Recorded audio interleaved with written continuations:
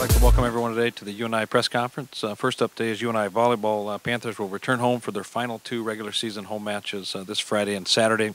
Evansville and Indiana State, and on Saturday night honoring Panthers senior Heather Hook. Next up, head coach Bobby Peterson. Right, just a little bit about the weekend. Friday night, I think the best way to describe our play on Friday night was inconsistent, and my players will tell you that is not one of my favorite words. I don't like to use the word inconsistent because, especially when they're things that you can control, because I think we should, at this point of the year, be consistent with the things that we're controlling. So not my favorite word, but there were moments of some really good play and then moments where we struggled. So that's the word that I'm using. I give Illinois State a lot of credit. They put a lot of pressure on us on both offense and defense. When you look at the offensive side for them, they were in system a lot. I thought our serving was not really where it has been. I'm not exactly sure why, but we had several people that are usually a little bit tougher with their serve that were a little bit tentative, so that put them in system a lot, and it puts a lot of stress on your defense. I do think we did a really good job of focusing on the commits that we were having. We executed those really well, but on the other side of that, the people that we were not committing on, we really struggled with. So the placement of our block I've talked about when we have those one-on-one situations. Our off-blocker tip coverage was probably one of the poorest it's been this year, and I've said this to many people. It's not only about those plays and those moments, but then it creates a little bit of distrust with the rest of your defense, wondering if they're going to make the play, which then makes them not sure about their job and what their responsibilities are. So it's not just about that point, it's what it does for the rest of the plays as well. So I thought we could have been better at that. Offensively, Illinois State's going to put a lot of pressure on you with their defense. They go in and out of different defenses, which is a really big challenge for our kids and what shots are open. We had 34 attack errors, which you're not going to overcome that very often when you have 34 attack errors. And the hard part is going back and watching video, it was a combination of just missing shots to not bettering the ball and putting our hitters in a good situation, and then some of the attack decisions that we were making as hitters. So it was kind of a combination. Can't really pinpoint one thing to specifically work on, but have a few things with that. So a tough 5-set loss for sure. Turn around and have a day off, which I think physically helped us as coaches. I think we just wanted to get on and move past Friday night. But on Bradley on Saturday or Sunday, we did a lot better job with most parts of our game. I still think the attack error part of it could have been a little bit better, but what I liked about it, it didn't feel like it spilled over into other areas of the game like I felt like it did against Illinois State, so I thought that was a huge positive. We were able to overcome some of those errors. Going into this weekend, obviously it's crazy that it's the last home weekend, but we have Evansville and Indiana State. Evansville will be a completely different team from what we saw at the beginning. They returned 2 of their kids that were hurt at the very start of the season. They're running a 6-2 now, which is very different. They are very physical at the right and middle positions, and then they have left sides that do a really good job with their shot selection. So just a very different team. They're serving really tough. They're playing great defense. And then Indiana State, we don't know much about what they've been doing the second half. We have not watched a video on them yet. Last time we had a little bit of trouble with their tempo in the middle, but kind of got it towards the end of the game, so we expect that to be something that we'll be practicing this week. As Colin said, very excited to honor Heather, our lone senior, but just a kid that has not only done a great job for us on the court, but she has grown as a leader off the court. She's a great student, really does well in the community, and just a really neat person. So I know she'll probably be pretty emotional. I think it's kind of like the days are long and the years fly, is how she's been explaining it this year. So really excited to honor her. The other thing that I would say is we have had amazing crowds this year. I challenge our student athletes to go out there and play their very best this weekend for our crowds. It's been amazing, and we're hoping to get the same kind of crowd for our last weekend. Like I said, it's been a fun year at home, and it's sad that we're almost done with it, to be honest. Any questions? With the program's history, it's kind of easy to take for granted that you would be in the conference tournament, but Sunday you wouldn't clinch the berth for the 33rd year in a row. What does that say about not just this team, but the program that had that kind of consistency? Well, it's huge because you do take that for granted, and a lot of people just assume that that happens. And year in and year out, our conference just is competitive in different ways, and just having the opportunity to be in any kind of postseason is huge. So we're looking forward to that opportunity. It's we have goals in that tournament for sure, goals that we haven't been able to reach over the last few years. So it's exciting to know we have the opportunity to go for those. And what have you thought about Rachel's group starting to become a bit of a regular rotation, occasionally serving for Piper and helping us out defensively as well? Yeah, I think, Rachel has really stepped up her, she's the setter for our team too. So she does obviously runs the offense, but she has really picked up her defense. And that's been one of the main reasons why we've added her to that spot. She's always had a great serve. It is difficult to come in sometimes completely cold and put over the same kind of serve that you do in practice. But she's started to learn how to do that. But has always been defensively somebody that we've struggled with in our practices, putting balls away against her. So have definitely added to the right side defense with her. All right, thank you.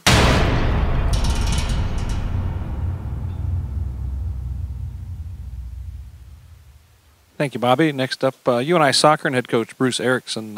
Panthers advanced to the MVC semifinals with a 1-0 win over Illinois State. Yesterday, they will play in the semifinals on Friday, 3:30 p.m. against Drake. The Panthers will be looking to advance to their first MVC championship tournament match this Friday against Drake. Next up, head coach Bruce Erickson.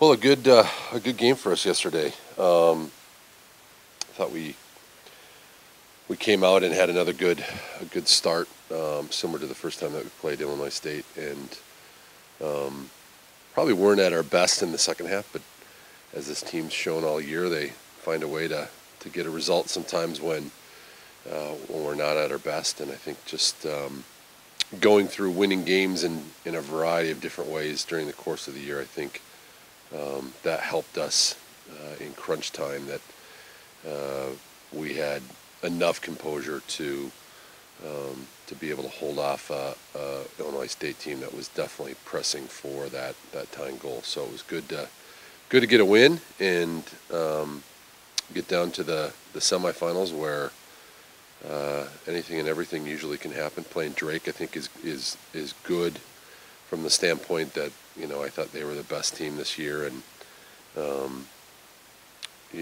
I think just being an NBC rival and an in-state rival, I think you grab the attention of our team pretty quickly with that. I think they felt real good about how we played the first time we played these guys here a month ago, and thought we were the better team by and large during that game, and just didn't do enough to win. So excited to get back down to Missouri State, to warmer temperatures hopefully, and play a big game on Friday. Questions?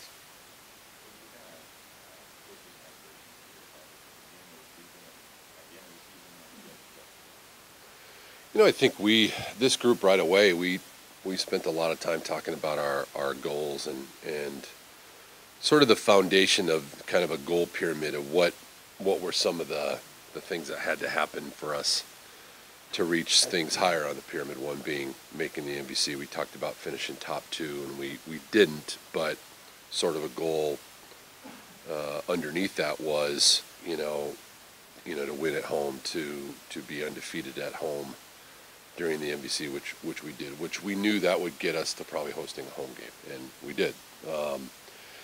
So our aspirations, I think, have always been to win the league. I think we wanted to be realistic, both with where we thought we could get, but also realistic with what we wanted our standards to be. And so I think along the way, winning obviously helps reinforce that belief. And I think by and large on our team, most of the players understood that we were good enough to be where we're at.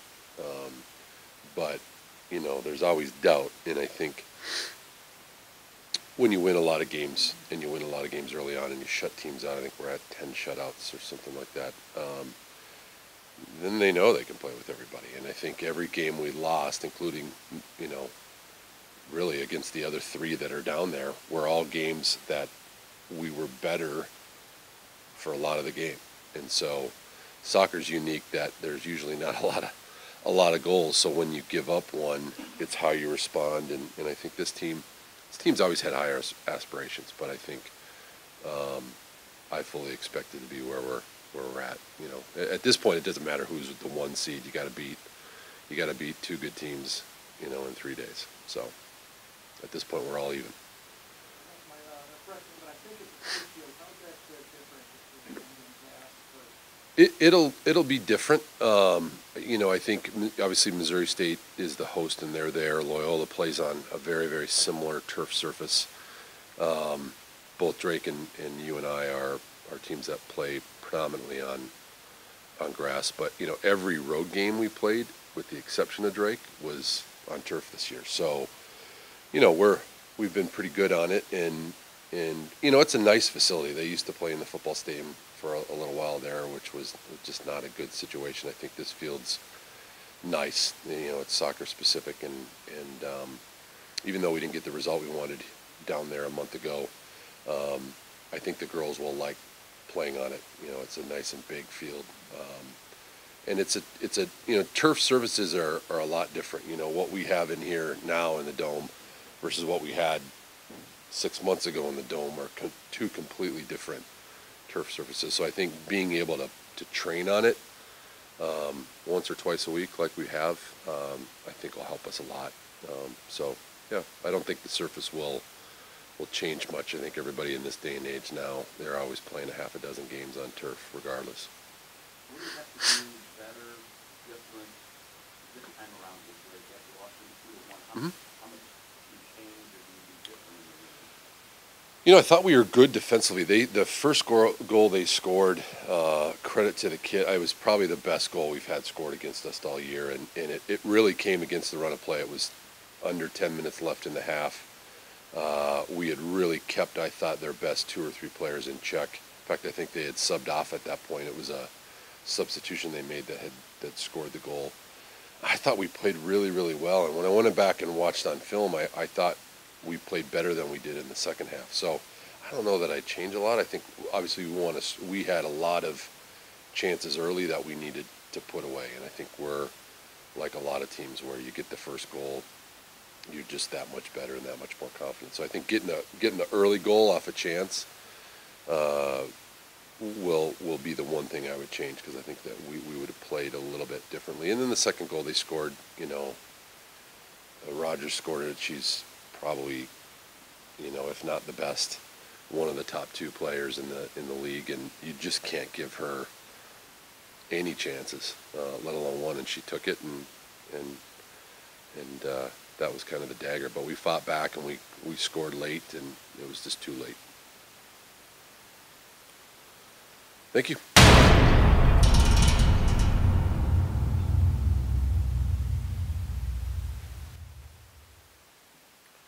Thank you, Bruce. Next up, UNI football and head coach Mark Farley. The Panthers will take on South Dakota 1 p.m. in the Dome on Saturday. 4th straight week against a top 10 opponent in the Missouri Valley Football Conference. Next up, head coach Mark Farley. All right, South Dakota is they got a great quarterback. Really makes their offense go, and playing extremely well. Only has the one loss right now, and coming off a 42-0 beating of Southern Illinois. So they're really playing good football right now, and very confident, very good football team, very well coached. So they're doing a great job. Any questions? You knew North Dakota State would be good, South Dakota State. Is this a bit of a surprise when you look at South Dakota and what they've done this year to this point?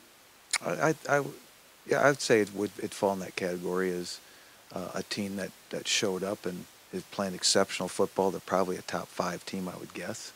I'm not positive about that, but they, you know, of who they've beaten. I mean, beating Bowling Green at Bowling Green early in the football season, doing what they've done to Southern Illinois and other teams. You know, they had the one game against Illinois State that they didn't look like themselves, but other than that, they haven't broke rhythm, and just an exceptional football team. How they're going up and down the field, good defense, good offense, playing with younger players. I mean, you got to give them credit because they're really playing some great football right now. How are they getting it done offensively? They're 500 and some yards of offense per game. What makes their offense go? They go about as fast as anybody in FCS football and probably any football right now. I've seen 95, 98 plays on these tapes. As for instance, the two teams that played on Saturday in our North Dakota State game was, I think they had 66 plays and we had 60 some odd plays. In comparison, they're putting up 95 plays. So you're playing a game and a half. So it's a no huddle. They're snapping the ball very quickly. And when I say quickly, most people are going no huddle. Doesn't mean they're going fast. They're just going no huddle. When you're snapping the ball within 10 seconds of the last play being over, that's going fast. So they're doing that quite a bit. And along with that, you see the quarterback, they've gotten a lot of deep balls on people. And they have, when you do cover things up, he's ran 4 touchdowns. I mean, he got us last year on an 80-yard run, if you remember. So he's probably the fastest player in the field on top of that. So just a really good football team, and they're going very fast and doing very well.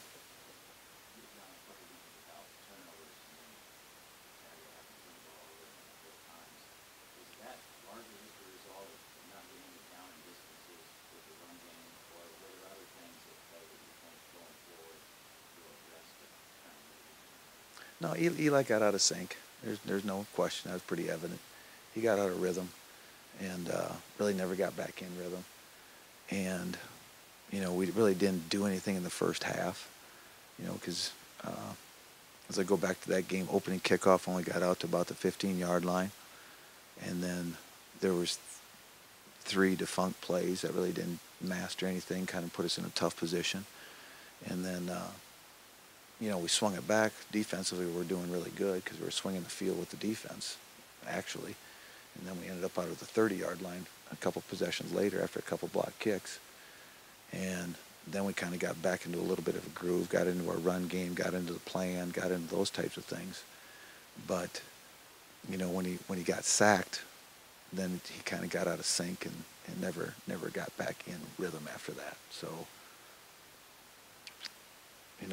actually I thought Marcus ran fairly good. We just didn't probably do it enough because we never got in like you said, never got in the field possession chain game type situation to make the calls the way you wanted to call the game. So a little bit had to do with that. When we played inside defense, we played inside our 50-yard line about the whole first half and still came out with some really good defense. So as I look back on that, there's a ton of actually great things that happened. I mean, I think we held them to 26 yards rushing, 2 block kicks, and 2 block kicks, 26 yards rushing, and 2 intercepts, I think, in the first half. And then we just needed the offense to put ourselves in position so we could take advantage of that. You can't sustain that forever without getting a lead, and then you can keep multiplying your defense. So we didn't do that, and then they got the intercept for a touchdown, and that kind of sparked them right before the halftime. So a lot of things happen in those instances, but we got to get him back in rhythm, get ahead of the chains, like you said. And when we don't have turnovers, we win. When we have turnovers, we lose, and it's pretty simple. So we got to get offensively staying away from making those mistakes. Anybody else? You have some frustration at the end. Is that something you guys addressed with the team afterwards, or just some, I don't know what it is, silly fouls or whatever towards the end? Or is that just something natural in that kind of way? No, what happened?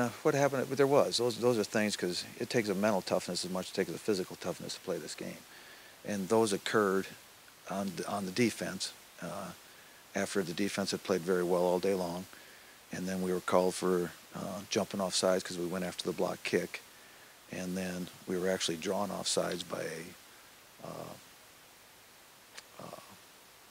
illegal shift, and that presented another drive. And then through that time period, that's where we showed the wear and tear, right in that segment right there. I think it was 17-7, and then you had the foolish fouls, the dumb fouls, as I would call them, and to create a little bit tougher drive on us. So yeah, those are things that the mental toughness is just as important as the physical toughness when you got to endure that type of game. So that's where defense just has to sustain what they're doing, stay in their lane, and control what they control. Same as always. I think you know, I don't see anything different than last week. It's, you know, we showed a little wear and tear in the third week in a row. I saw that last Saturday. Not as I was concerned about that in the third week, and but I thought, you know, we did hold up very well till later in that third quarter. Getting in the fourth, there was some wear and tear at that time that I started to see. So going into this game, it's the same thing. I mean, we're going to line up with the guys we got, and they'll be ready to play, and we'll go from there.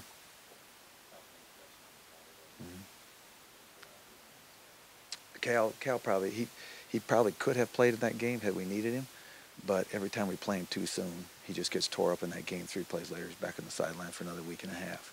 So when we get him back, we need to keep him back. So hopefully this will be the week that, you know, we can put him on the field and he can play the whole football game. But he could have played that day, and he wanted to play that day, but you know, he's just had some tough luck with those ankles, and every time I put him out there when he's 80%, then he gets it tore up even worse, and he sits out for another 2 weeks. So we want him back for good this time, so hopefully he'll be back this weekend. You still feel, when you talk control, you still feel control of everything that you can accomplish under the goals. I mean, you look at it, you're six, you know, all of FCS and power rankings, you know, the touch, you're the number one in the strength of schedule. You still feel that you guys control this play of schedule?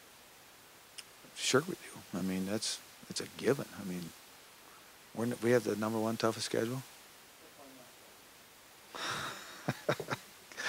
It doesn't surprise me. You know what, we just need to line up and play this weekend, and we really need to do a good job this weekend, because I believe this might be one of the, well, it is. I'd like to see the North Dakota State South Dakota game, how that pans out, because that's 2 good football teams, 2 totally different football teams with how they operate. It'll be interesting, but the 42-0 drubbing they put on Southern Illinois was quite impressive. So yeah, we got to do a great job this weekend, and then take care of business after that. But right now it's getting to the weekend and getting through the weekend the way that we need to play. So we've got our work cut out that way, because this is a very, very good team. I mean, they went to Bowling Green and put up 45, 50 points on them. So it's not just by chance that they're putting up points, and I'm looking at everybody else, and they're putting up a ton of points on everybody. So we'll have to see if we can't find a way to slow it down a little bit anyway.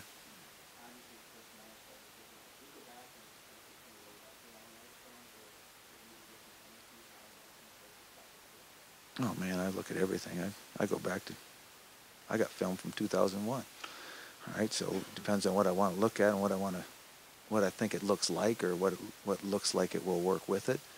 I know defensively that there's not a stone that doesn't get turned.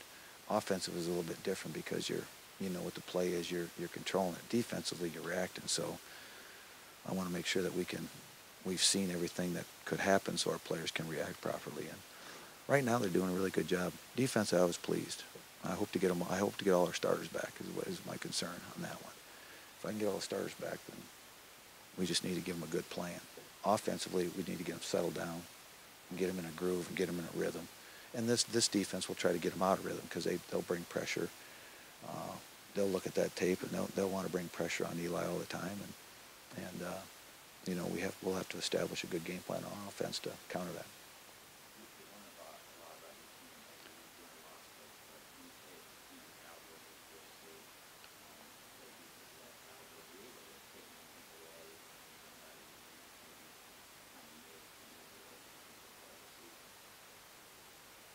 Oh, I'm sure I did.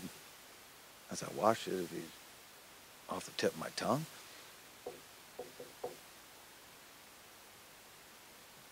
We should have stayed with the run more against them, because we were getting the same amount of yards per carries we were getting against anybody else. And I think sometimes when you play them, particularly guys that haven't played them before or haven't played there before, even coaches, they get caught up in the wave of the environment, and it's easy to get caught up in. And then you start to think that, you know, the crowd is a factor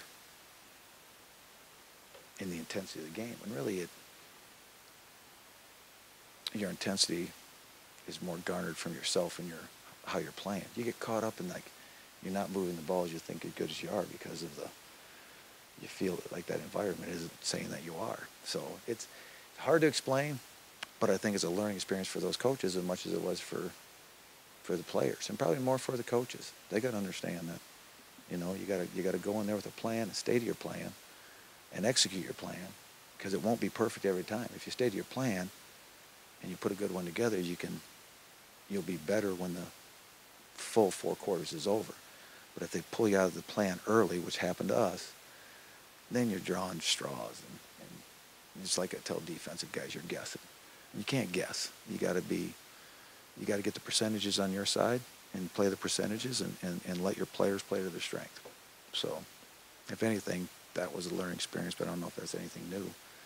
It's just what you should do every week. Please ask, but did you have a statement on Ricky Neal I have spoke to Ricky Neal after that fact, and after the conversation, Ricky realizes that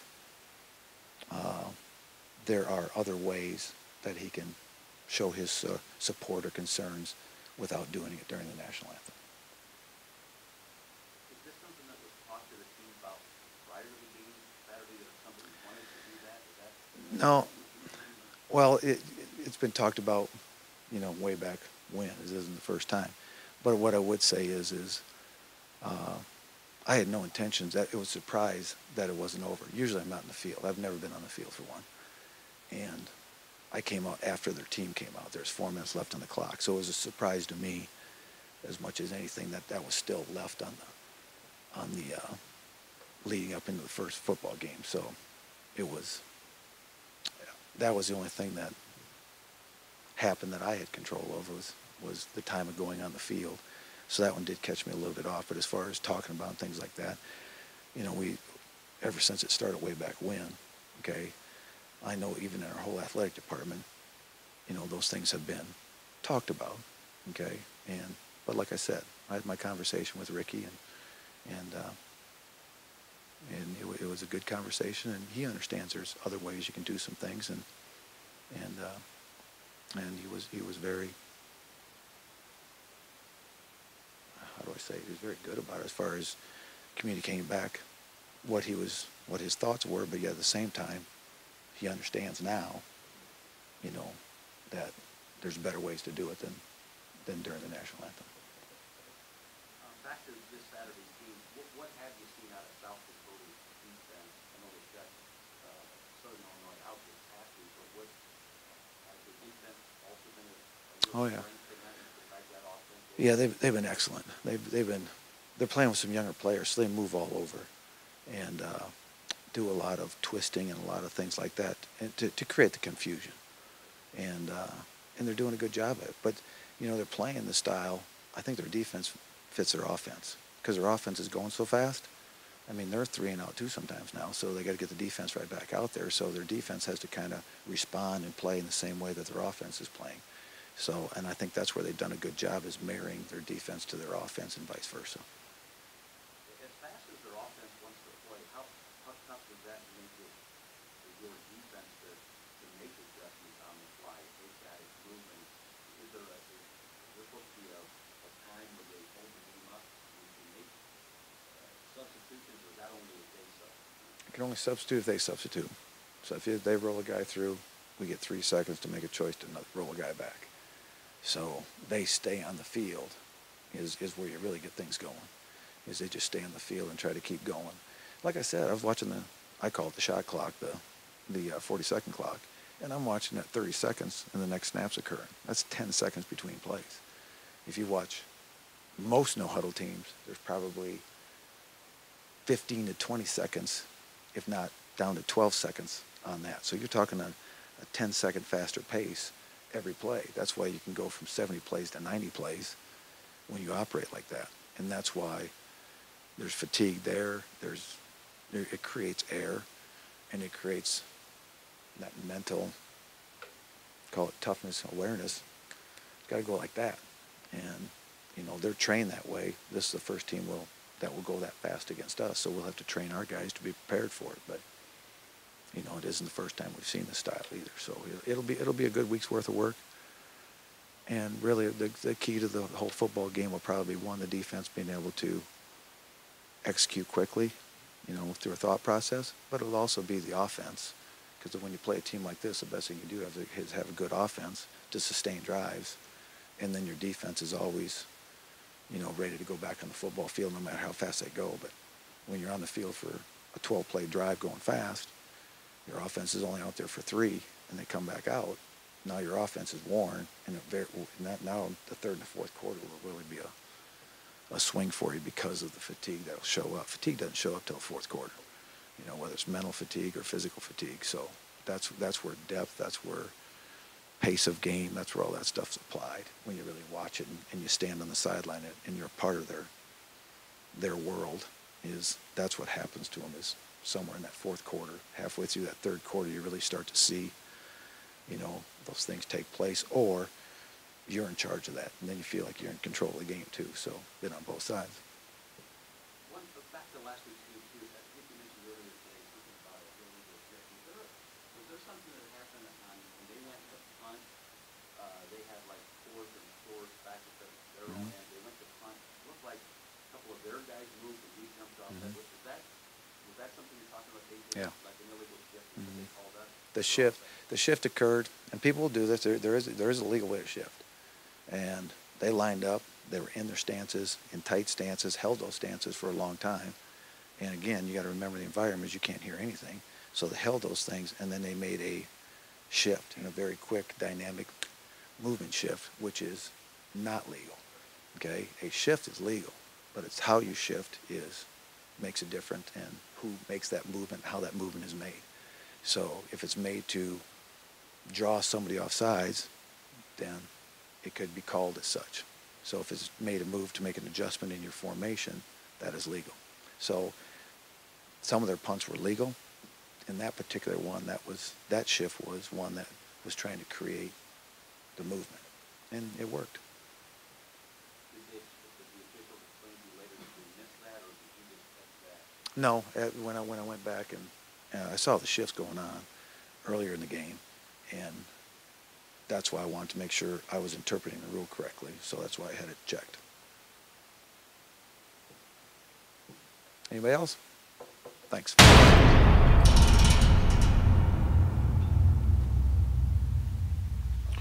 Thank you, Mark. Next up, UNI cross country and head coach Dave Paulson. Panthers placed second on the women's side at the MVC championships, bringing home some hardware for the second straight year. Also crowning the freshman of the year, Michaela Cole, freshman of the year for the second straight year for the Panthers. With a recap of the events is head coach Dave Paulson.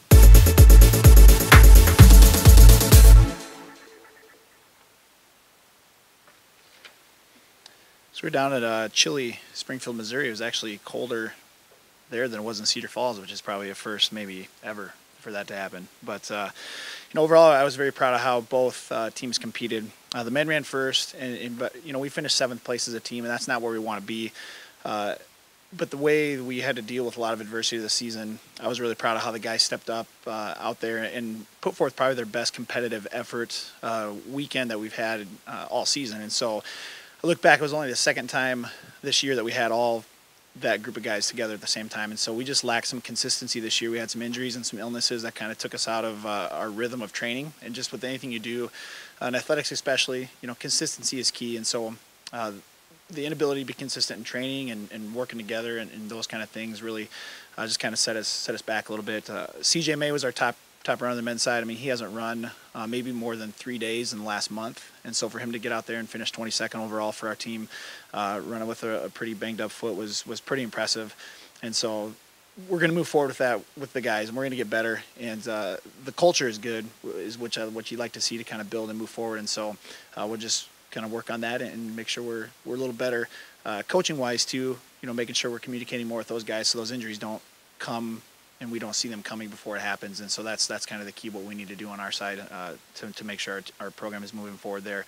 On the women's side, I could not be happier with how they performed. We came in with championship aspirations for sure. We were the defending conference champions and had a really good team. We had our best race by far all season long, and Bradley just happened to be a little better on Saturday. And so, but we did everything right. I talked a lot these press conferences about having our spread really tight. Our spread was only 11 seconds from our first to our fifth. We had all the girls under 18 minutes, which has never happened in program history at the conference championships. And you can't really ask more than to be at your best on the most important day, and we were. And so I'm really proud of what we did. And we had 3 girls earn honorable mention all conference with Ashley Norm, Hannah Truninger, and Brett Corey. And we had 2 all conference performers in Tiffany Christensen and Michaela Cole. And Michaela was a freshman of the year.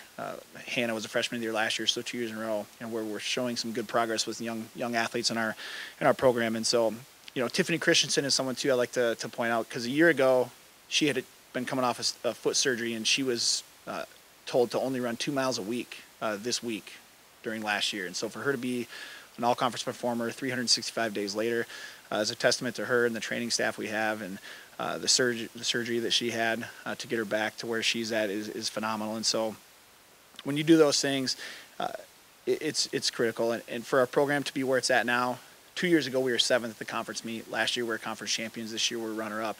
And so for those kids to see kind of where we're at now as a program and what we want to do, continue to be successful and be one of the top programs in the Missouri Valley Conference going forward, they definitely did that. And so, you look at the overall results, 10 out of the top 14 runners that finished in the meet were either from Bradley or UNI. And that's crazy to have just those 2 teams kind of dominate the meet like that. Was pretty fun to see, And we're looking forward. We get 2 weeks. We get to go back against the best teams in the Midwest. We have the Midwest Regional next weekend at Iowa State University, and so we're looking forward to get out there. Last year we had our best program finish in school history with a 10th place, and so our goal is to try to better that and finish higher in the rankings there. So any questions cross country?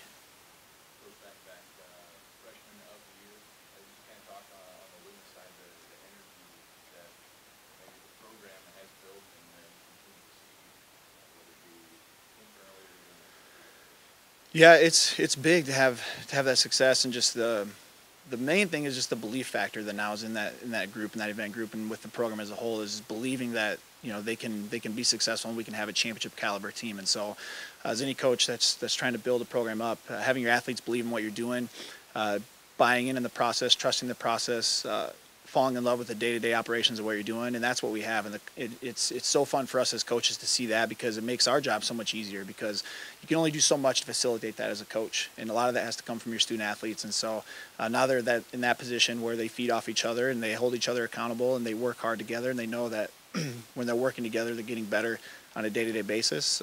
It's a lot of fun. And so the future is bright, and we look to get better every single day, every single year. So that's what our goal is going to be.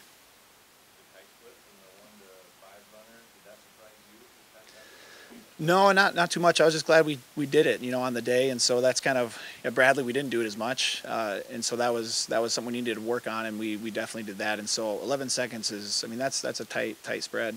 And we had the best spread of any team out there. Bradley's was 12 seconds, so it's not like they were that far behind us on the spread. But the more you can put those runners in tight together is phenomenal. I mean, all of our runners were 9th through 14th, and that's incredible. You told me we're going to do that on the day. We're going to be in the hunt for a conference championship every single time out. So really proud of those kids. All right, go Panthers.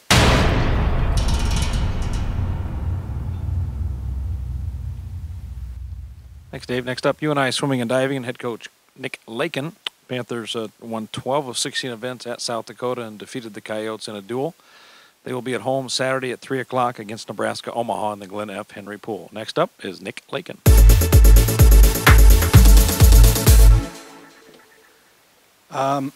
So we started out the weekend thinking we were going to have 2 meets, and then Thursday night into Friday found out that we may be moving our second meet, and then it ended up getting postponed. So we had a lot going on over the course of the 24 hours leading up to the meet, but the girls really stepped up. In South Dakota, the 200 medley relay set the pool record by over 3 seconds. Molly continued to sweep the distance events with the 50 and 100 freestyle. Crystal Florman won the 100 fly, and then the sophomore class ended up winning 7 events. Katie Taylor broke 3 pool records and won the 200 IM, 100 back, and 200 back. Kylie stepped up and won the 800 free and 400 meter free, and then Mariah won both breaststrokes.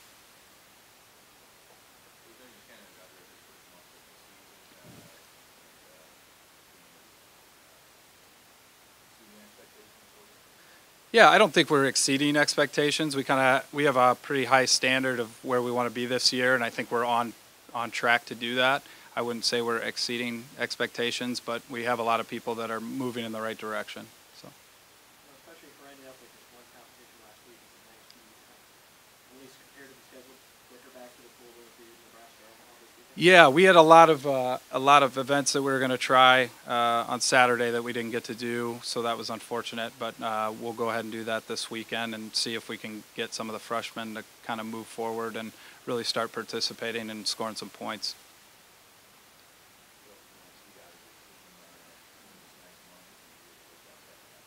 Yes, we'll have our big rest meet in November, so that'll be our big evaluator for the first half of the season, and then we'll kind of go back to the drawing board, but just keep wanting to, have people put up times that'll put us in the top 8 at the conference meet.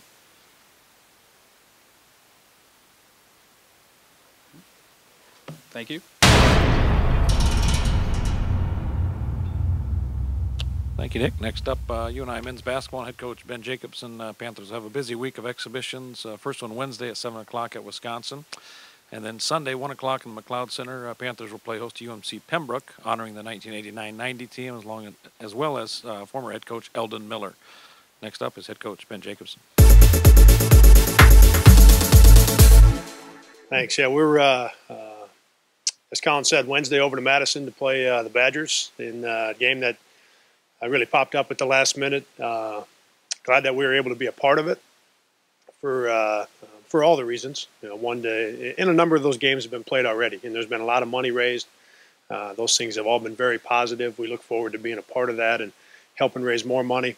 And then also to play against a team that's good every year. We've scrimmaged Wisconsin each of the last 2 years, and a big part of the reason why we've scrimmaged those guys is because each and every year they're very, very good.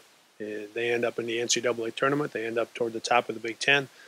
So it allows our guys in our program to be able to play against a team that is one of the better teams in the country. So like I said, for all reasons, to be a part of this game on Wednesday is going to be good for us. We're happy to be a part of it, to be able to do what we can to help raise some money. And then we know we're going to play against a terrific team. And so we're going to be able to learn a lot and be able to help move our team forward. And then on Sunday, we're really excited about this weekend. Sunday with the exhibition game against Ben and his team from UNC Pembroke. And they were in the NCAA tournament a year ago. Ben has done a terrific job at Pembroke. His teams have been they've been good. And having been a Division II guy myself, having played at the University of North Dakota when we were Division II, and been in the NCAA tournament, been to the Elite Eight as a Division II player. I've got a background and a good understanding of what it means when you get into the Division II NCAA tournament. So he's done a very, very good job in his time there, and they had a terrific team last year.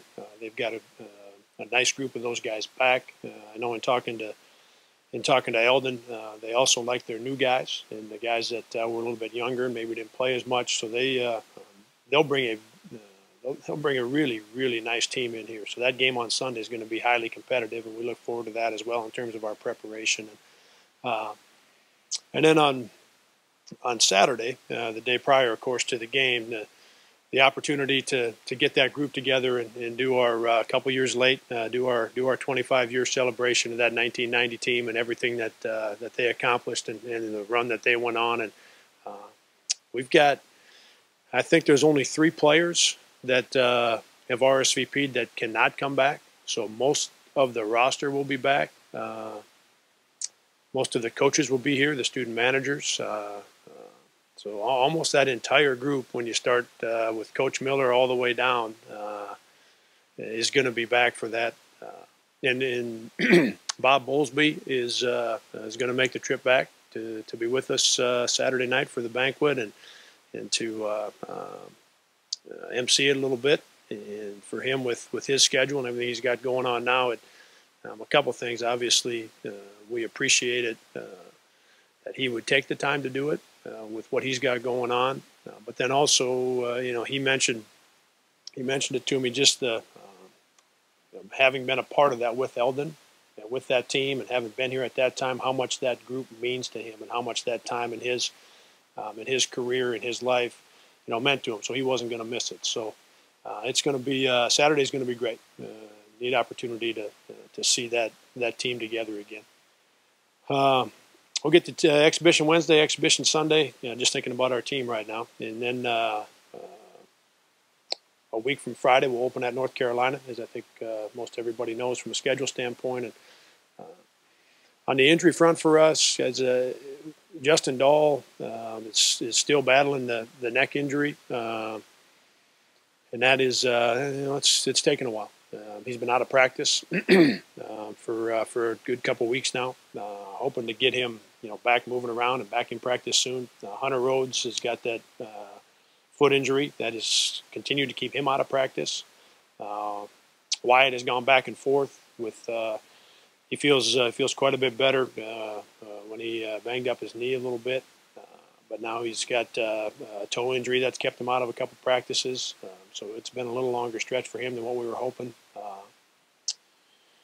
And then we got a couple other just minor ones, guys that may be out for another couple days. But Wyatt's the one that has been out of practice that obviously we're hoping to get back and get in that lineup.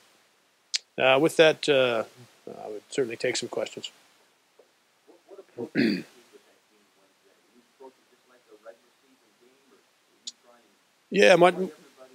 much more so like a regular season game. Now that we got the scrimmage under our belt from this past Saturday, and played a lot of guys in that one, and Wednesday and Sunday will both be much more like and getting ready for Friday, or the next Friday against Carolina. Gary, it's with the number of practices that we've had, with the scrimmage that we had, an opportunity to evaluate guys and see them in different spots. This will be Wednesday and Sunday will both be much more geared toward getting ready for the Carolina game.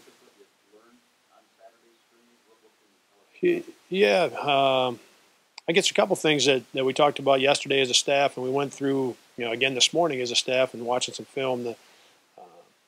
There were some great moments in terms of leadership from our older guys during that scrimmage. Clint had a really good day for the most part in terms of his leadership and his communication. But I talked with the four seniors and with Wyatt, and Hunter Rhodes and Wyatt both being injured, it's a little tougher. You're sitting on the end of the bench and you're not suited up. So there's not a lot you can do from a leadership and communication standpoint.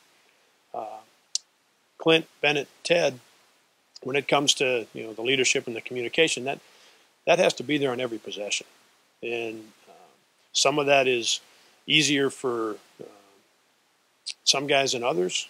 But at the point where you're a fourth-year junior like Wyatt is, or you're a senior like the other four guys are, that has to be there on each and every possession. So there were moments where there was too many times where it wasn't.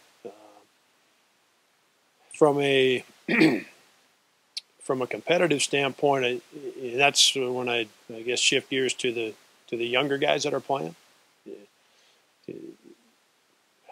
Trying to help them understand that you're not going to do everything right, and you can't possibly take away everything that the other team wants to do on offense. You can't block a three-point shot and stop them from driving it to the basket and do this and do that. We have a certain way that we want to play defense, and we need to work to get on the same page to do that. That takes a little bit of time, but competitively, we need to work and get those younger guys so they're competing on every possession. So aside from the basketball part, some more leadership and communication from our older guys, and then a better competitive spirit from our younger guys. And they're being slowed down a little bit because they're learning so much. Those two things would be at the front of the list. From a basketball standpoint, offensively, this team has done a good job of sharing the ball. And we've got a lot of things to figure out with our offense, but it's a very unselfish group, and they've done a good job of moving the ball and sharing the ball. That's always a good place to start. The defensively, just simply being in position to defend. We went for far too many shot fakes, pass fakes, you name it. And South Dakota State has got a nice team. Their power forward and their center are both guys that can make threes, both guys that can handle the ball, both guys that can use a ball screen, both guys that can pass. There aren't very many teams in the country where the center and the power forward are doing all that stuff. So there were some challenges there that we don't see at practice with the group we have, and you just don't see it very often throughout the course of your season. So we got caught going for shot fakes and jumping in passing lanes and guys beating us off the dribble and getting turned around. And so we've got a lot of work to do in terms of just get yourself in position to guard and stay in front of the basketball and then to block out. And, it sounds pretty simple when I hear myself say it, now or in the film room or on the court, but when you're a freshman or you're a sophomore or you're playing against highly skilled guys at those positions in particular, and then a group of guards that can kind of shoot it and kind of handle it, it's not as easy when the action is going. So we've got to get the guys to understand that you can't do everything. We need to work hard to get in position and stay in position and make it hard for the other team instead of trying to take everything away from the other team.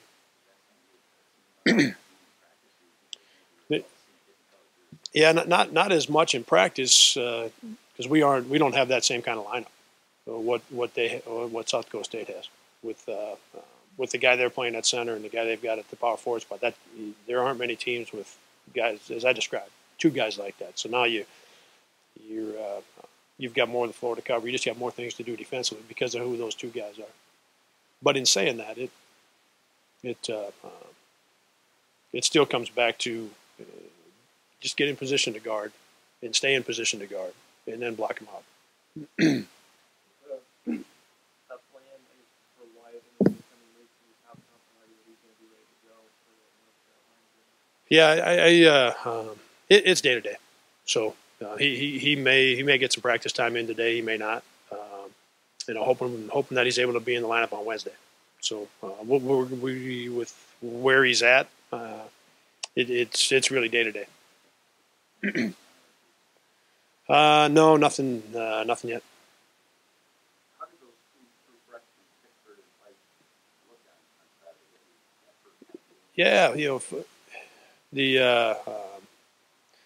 The last time Fife played a real game, he was at Waverly, of course, and spent a lot of his time standing in the paint and blocking shots and not having to move around much. And when he checked into the game the other day, he was playing against a guy who's probably going to be an All-American who's shooting threes and running around handling the ball and dribbling off ball screens. So he got turned around a few times. But that's why you play those games. And that's why you play against good teams so that your guys end up in spots where they're challenged and they see some things that they haven't seen yet, some things they're going to see as we go forward. So he had his hands full with their center, and that was not to be. That wasn't unexpected. The nice thing about him is he's very competitive, and he's going to bring it on every possession. So he'll learn fast. And Ty had a good day. He was really active, and had a good day. How do you anticipate your start on Wednesday night? Jawan, Wyatt, Ty, Clinton, Ben. And if Wyatt can't go, it'd either be Spencer or Isaiah. Spencer's practiced great. And if Wyatt was healthy, he'd be starting at that spot. But Spencer's practiced great, and so we'll see if Wyatt can't go Wednesday, it'll be Spencer or Isaiah. Anybody else? Anything else happen on Saturday with a player Adam McDermott or a redshirt that kind of stood out that Not really. No, there really wasn't. I mean, it was we had our hands full defensively because they're good and because they've got a different lineup. And those two guys up front are really good players. So we really had our hands full defensively. All right, thanks.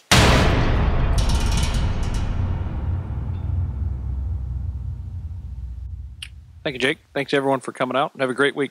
Go Panthers.